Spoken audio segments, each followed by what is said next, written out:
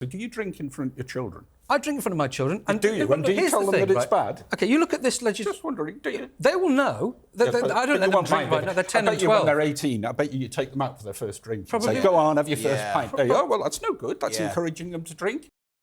Welcome to a very special Sun debate. Rishi Sunak is going to ban anyone born after 2009 from ever buying cigarettes. It means Britain will have among the toughest anti-tobacco laws in the world. The Prime Minister says he wants to protect future generations from early deaths and lung cancer and heart disease. But is this the nanny state gone mad? Will it make smoking like other drugs and drive it underground? Well, we've got three commentators from the Sun newspaper ready to have it out here today. And they are so passionate, you can practically see the smoke coming out of their ears. With me, our head of features, Colin Robertson, assistant editor, Caroline Iggulden, who are for the ban, and up against them, Sean Custis, head of sport, who is very firmly against it and wants to kill children. Sean, we'll start with you. Sean. Sorry. Why do you hate kids? I do not. That's ridiculous. That's ridiculous, and I don't feel like that at all. What I'm against is nanny state. I'm against people like Colin and Caroline, who all of a sudden, despite working for an organ like the Sun, which is the ultimate in free speech, decide you've got to clamp down, operate like a nanny state, like we belong in China or some authoritarian regime. We don't. We have freedom. We have freedom of choice. We have people saying, yes, but it's bad for you. Yes, of course it's bad for you. I don't even dispute that. It is bad for you, but drinking's bad for you. Processed meats is bad for you. Having fast food is bad for you. Too much sugar is bad for you. Speeding is bad for you. You might have a crash. How much more do you want to ban? Colin wants to walk around, Caroline perhaps as well, wants to walk around going, no, you can't do that. You can't do that. I'm not having you doing that. Of course I want my kids to grow up in a healthy environment. I don't dispute it. But equally, I want people to have some freedom of choice, and I don't want everybody banned for everything, left, right and centre. Caroline, where do you stand on this then? You're for a ban. Well, I'm for the action that Rishi Sunak's taking, which is essentially to discourage children from taking up smoking. And by the way, I actually think it won't even be needed by the time... So I have children who fall exactly into this bracket. I've got 3 children, they're aged 3, 10 and 6. And I think by the time that they're old enough to even want to smoke, I don't think they'll have any interest in it anyway, because society's changed. To them, it's baffling already why people smoke. We've got a close family member who has smoked all their life and now is seriously ill with lung cancer. And trying to explain that to my children is incredibly difficult, because they're saying, well, why would you do this? Why would you want to do this to yourself? And it makes you so ill. But kids are vaping. That's seen as cool now. Vaping is just as bad, and vaping will fall under the same bill. Personally, I think it's anything that can be done to discourage kids from taking up either vaping or smoking is a positive thing. And the way I look at it is, of course, I'm in favour of freedom of choice, freedom of speech. No, you're not. You're not in favour of freedom of choice. Well, OK, sure. You're not, actually. What about, in the 1970s, they tried for years and years, backbench MPs, to bring in a law bringing seatbelts in cars. And it was pushed back by the government, by the opposition, time and time again. Finally, the law was brought in thanks to a backbencher. And at the time, I can remember, my father-in-law saying in 1982 when it came in, he thought it was crazy, why did the government telling me to wear a seatbelt in my car? I don't think there's anyone now who'd be like, oh my goodness, my freedom is so being impinged upon because I don't want to, I really want to die in a car accident if my car gets smashed up. It just seems crazy. To me, that was the government getting involved for the good of public health. And to me, this is the same argument over again. And it's just that attitudes are not there yet, but I think they'll change. I can remember as a kid getting on an aeroplane, going on holiday to Spain in the summer, and there was the smoking section, and you'd have people billowing smoke all over you. That seems crazy now, the idea of being on an aeroplane. Smoking on the tube as well. That seems but I'm not disagreeing with that. But at the time, people have been like, what's wrong with it if I want to smoke on the tube? And also, the thing for me with smoking is that it's almost unique as an activity in that, OK, you may make the decision to smoke, but that decision actually impacts other people because you're they're having to passively take in I would try not to do... Well, Sean, before you talk, let me go to Colin. Colin, you are also for the ban. Caroline says this is going to discourage children. But it's not going to discourage children. It's going to stop them altogether. It's not a discouragement. It's, no, you cannot buy cigarettes. Well, being told you can't do something is a discouragement, right? Is it? I think it makes it cool. Well, Isn't that a problem? Look, if you can discourage somebody from doing something by limiting their ability to do it. And that's what this is about. So this is where I take issue with what Sean's saying. Sean takes this position of, he talks about free speech and all the rest of it, as if it's impinging on his life. It's not impinging on his life at all. Anybody who smokes now can continue smoking, can smoke themselves into an early grave. This is not stopping them doing that. This is legislating for, it's a generational shift. It's about saying smoking is bad. Anybody who says it's good is completely wrong. We know that. It's an unequivocal fact. Smoking is bad. You may enjoy it, but it's bad. You talked about driving fast. That's also bad. It can feel pretty good, but that's bad. That's been outlawed as well. But look, this isn't about banning everything. It's not about sort of saying, they come for this and they'll come for that, they'll come for this, they'll come for that. That's not what it's about. It's about saying adults right now can continue to smoke. Yeah, but you don't want them to. You would like it banned across the board. No, I'm saying... Your position when we had a conference was that actually it's a terrible thing, it's awful, it's costing... I don't think you would like it banned completely. I don't think anybody should smoke. Well, and I think they should limit... Yeah, but you're saying...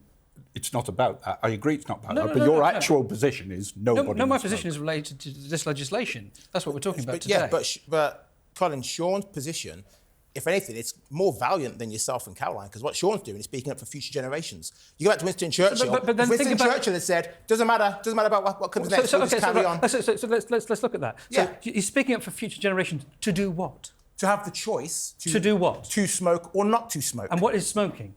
What is smoking? It's smoking cigarettes. Smoking a cigar. You're saying, I want future generations to have the free will. To have free will to be able to smoke something which we know is bad and will harm them, will give them cancer, and all sorts of other terrible things, and have a great strain on the economy and blah, blah, blah. That's what you're saying. You're saying, I am against this ban because I want your children to be able to smoke in future. And I say, no. Okay. I don't want my children to smoke Sean, jump in, or anybody else's. Is drinking dangerous? I've seen both these two off their faces through drink.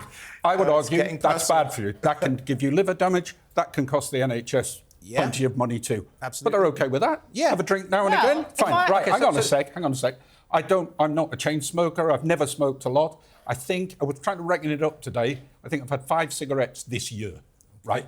Nobody ever takes into account the people who aren't addicted. I'm not addicted to drinking. I'm not addicted to gambling. I'm not addicted to smoking.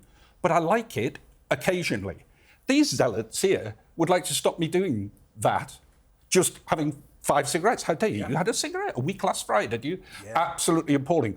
But they're all right to have the occasional drink. Or maybe have 10 drinks. Yeah. If I chuck a load of white wine down, you're going for McDonald's as well. I'm not saying you shouldn't be able to smoke. Because that's bad for you too. I'm backing this legislation, which says what we're trying to do is we're trying to wean another generation off the idea of smoking being commonplace and something acceptable. Are you going to wean your children off, make sure they don't drink as well? So do you drink in front of your children? I drink in front of my children. And do you? And do you tell them that it's bad? OK, you look at this legislation... Just wondering, do you? They will know. I don't let them drink right now. They're 10 and 12. When they're 18, I bet you take them out for their first drink. Probably. Say, go on, have your first pint. There you go. Well, that's no good. That's encouraging them to drink and potentially damage their organs. Here's the thing. There's a social element to drinking, which I think is far more acceptable than any social element. I don't see a social element to smoking whatsoever. If you smoke near me, get away from me. Well, I'm not smoking near you. I wouldn't do that. Well, where are you smoking? If I have a glass of wine in front of my children... But do you drink in front of your children? I drink in front of my children. And do you? And do you tell them that it's bad? OK, you look at this legislation... Just wondering, do you? They will know. I don't let them drink right now. They're 10 and 12. When they're 18, I bet you take them out for their first drink. Say, go on, have your first pint. There you go. Well, that's no good. That's encouraging them to drink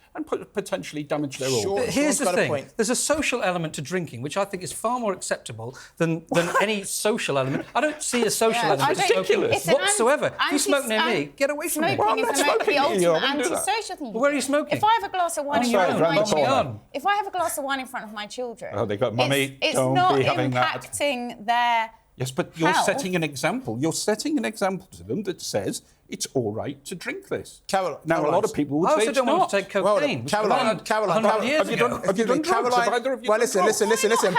Why not have well, drugs legal? Caroline, excuse me, you have 3 kids. Yes. They're allowed to have sugars. They're allowed to have sweets and crisps. Yes. There's NHS. The cost of obesity in this country is much, much, much bigger than the cost of smoking.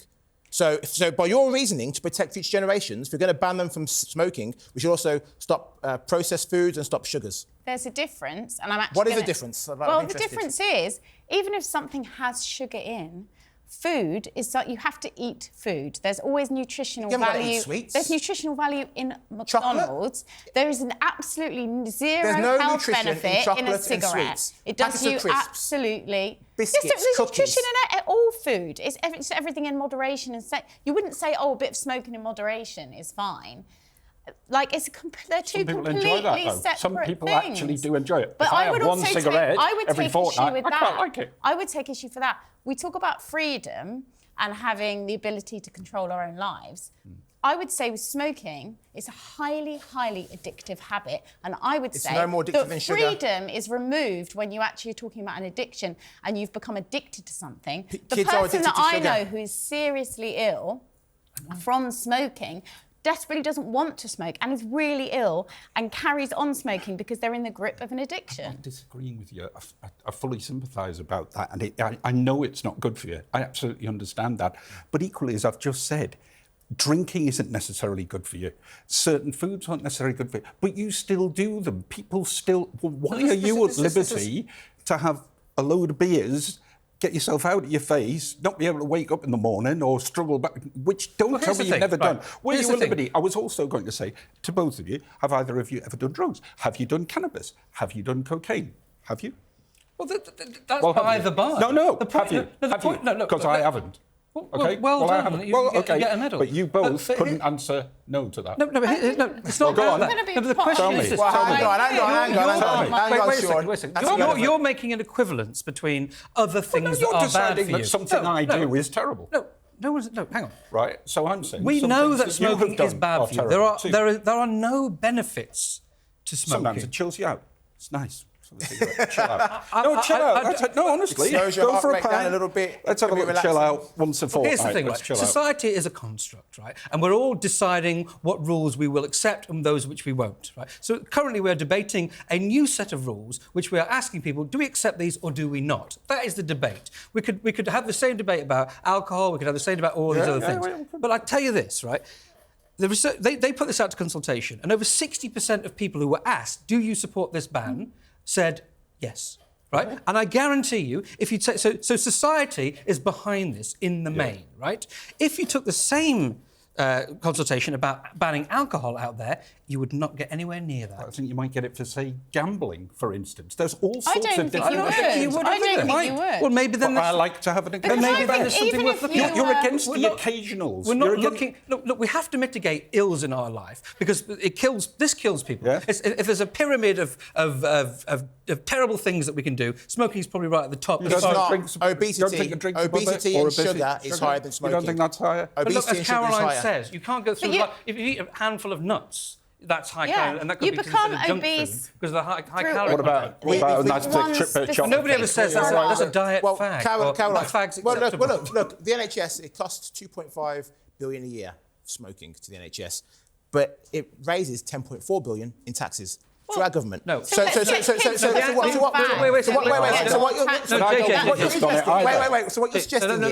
that rather than take that money from people legally and put it in the tax through the tax man, we are going to then push it to the black market. People will be buying cigarettes left, right, and centre because people want to smoke. What I'm saying to you, Caroline, is that it's impossible. It is out of Pandora's box now. We are not going to be able to now put the smoking genie back in. Well, why don't we legalise drugs and take tax money from that? I think we should do that. I think it should be regulated because the war on drugs of banning everything clearly is not working. People in this country still take drugs. People in this country still buy already, while cigarettes are still legal currently, people are still buying fake cigarettes because they're so much cheaper. So I think there's some noose in that, I mean, actually. to me, I just think society changes, scientific information changes. So some of my older relatives who are still heavy smokers, when they began smoking, they didn't know it was dangerous. They didn't know it was dangerous to smoke when they were pregnant. But now they do. And the point is, I feel that we have all this information now. So shouldn't we be making an adjustment for the younger generation so we can try and, as Colin says, dissuade them, discourage, kind of phase it out? Why do we want to cling on to this, deeply unhealthy, deeply unsocial habit?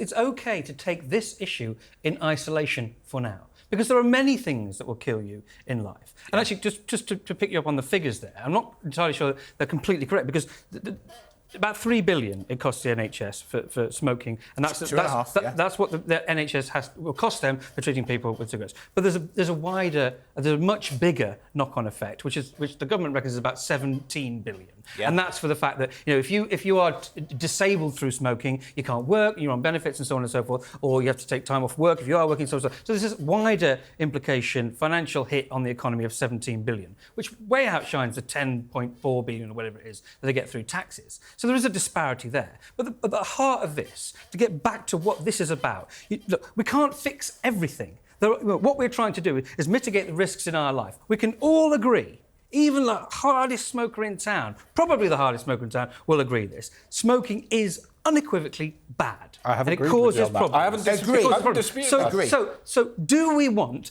future generations to grow up continuing this trend of people giving themselves cancer for no real benefit? I often think with OK, let's take your example of booze. I don't really want to sort of do it. But if you have a few drinks, it's a social thing and people can enjoy it, and there's an element to it that is enjoyment. There's an enjoyment element, that we all agree and accept. With smoking, what is it? That's your opinion. For some people there is. Caroline, it's so selfish. We talk about choice and having the freedom to smoke and the choice to smoke, but to me, smokers take away the choice of others to not smoke. For example, if you're smoking and you're raising children in a home, you're deciding for them that they should, be around that smoke. So you're impacting other people's free will. For me, that's always been a problem with smoking. And I think you're setting a bad example by having a few glasses of wine in front of your children. I'm not putting it in you there. don't think that? I do. Sippy cup. I do. Yes, I do. I think it's the same thing. OK. I've been with you when you've had a few glasses of wine. I don't remember you. A few more tonight. Thank you. So thank you to Caroline and Colin, who want to see us turned into communist China. And a big thank you to Sean, who wants to make smoking Britain China. No one's going to... Good luck trying to ban cigarettes in China. Thank you to the three of you. For more fiery debates like this, head to the Sun website, sun.co.uk, or check out our YouTube channel. Goodbye.